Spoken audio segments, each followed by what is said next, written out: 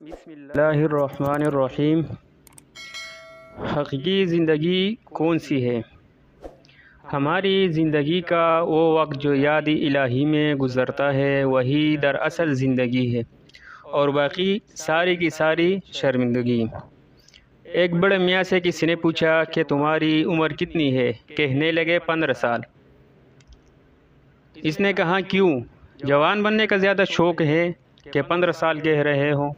کہنے لگے نہیں بھائی، جب سے توبہ کر کے اللہ سے صلح کی ہے اس وقت سے اب تک 15 سال ہی گزر گئے ہیں، اور یہی میری زندگی ہے، اور اس سے پہلے والی ساری شرمندگی ہے۔ یعنی میری عزت کا حال کیا پوچھتے ہو؟ بڑھاپا نہ بچپن نہ میری جوانی، جو چند ساعتیں یاد دل بھر میں گزری وہی ساعتیں ہیں میری زندگانی۔ آخرت کی تیاری کی فکر۔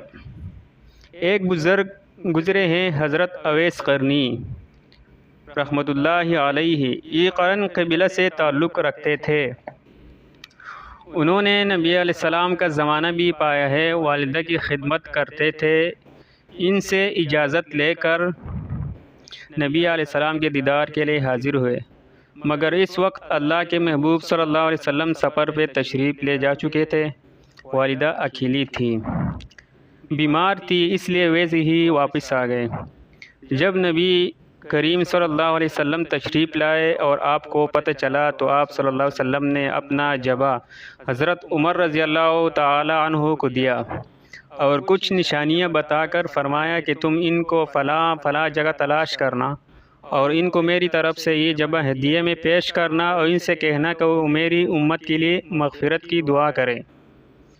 کچھ عرصہ بعد نبی کریم صلی اللہ علیہ وسلم کا وصال ہو گیا تو حضرت عمر رضی اللہ تعالی عنہ اور حضرت علی رضی اللہ تعالی عنہ دونوں حضرات ان کی تلاش میں گئے۔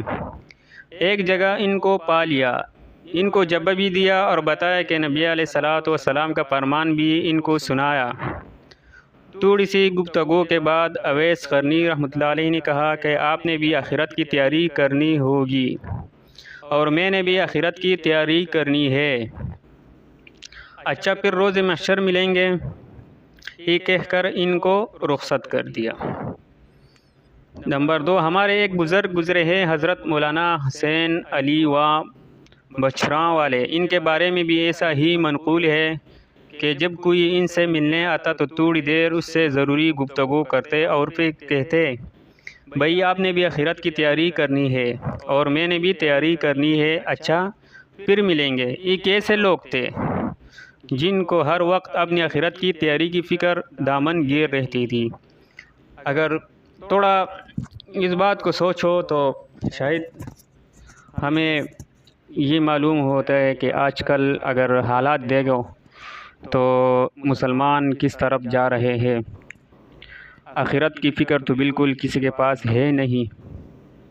اللہ معاف کرے، بس صرف ہم منہ سے بولنے والے ہیں کہ ہم مسلمان ہیں، لیکن باقی کام شریعت کے مطابق ہماری ایک کام بھی نہیں ہے۔ یعنی کہتے ہیں کہ ایک آدمی کسی پریشانی میں پھنسا ہوا تھا، اس نے حضرت رابعہ بصریہ رحمۃ اللہ علیہ سے دعا کروانی تھی۔ وہ کہتا ہے کہ میں ان سے ملنے کے لیے فجر کے بعد گیا تو وہ نفلیں پڑھ رہی تھی۔ میں نے کہا ظہر کے بعد صحیح، پھر گیا تو نفلیں پڑھ رہی تھی۔ میں نے کہا عصر کے بعد صحیح، عصر کے بعد گیا تو قرآن مجید کی تلاوت کر رہی تھی۔ پھر میں مغرب کے بعد گیا تو وہ نفلیں پڑھ رہی تھی۔ کہنے لگے عشاء کے بعد صحیح، عشاء کے بعد بھی انہوں نے نفل کی نیت باندھی اور پوری ہی نہیں کر رہی تھی، حتیٰ کہ اسی طرح انہوں نے پوری رات گزار دی۔ فجر کا وقت ہو گیا تو میں نے فجر کی نماز پڑھی، پھر جلدی سے ان کے گھر گیا تو ہوا کہ یہ فجر کے بعد اشراق پڑھ کر تھوڑی دیر ان کی آنکھ لگ گئی۔ یعنی جب میں وہاں پہنچا تو میرے پاؤں کی آواز سے ان کی آنکھ کھلی تو وہ اچانک اٹھ بیٹھی، جیسے بندے نے کہیں جانا ہو اور اس کو بہت دیر ہو چکی ہو۔ اس وقت یہ دعا مانگنے لگی، اللہم انی اعوذ بک من عین لا تشبع من النوم، یعنی اے اللہ میں ایسی آنکھ سے تیری پناہ مانگتی ہوں جو نیند سے بھرتی ہی نہیں ہے۔ ہے نا آخرت کی بات، ہے نا آخرت کی بات کہ دن کا تھوڑا سا حصہ سونے میں گزر گیا تو اس پر بھی استغفار کر رہی ہے۔ بس میرے بھائیوں، یہ زندگی بنتی ہے عمل سے. اگر ہم ادھر ادھر یہ خیال کریں تو ہماری بہت سے ٹائم ویسے غفلت میں گزر جاتا ہے اور دین کی ہمیں کچھ فکر ہی نہیں ہے. بس اللہ سے دعا ہے کہ اللہ تعالیٰ ہمارے گناہوں کو معاف کر دیں. آمین یا رب العالمین.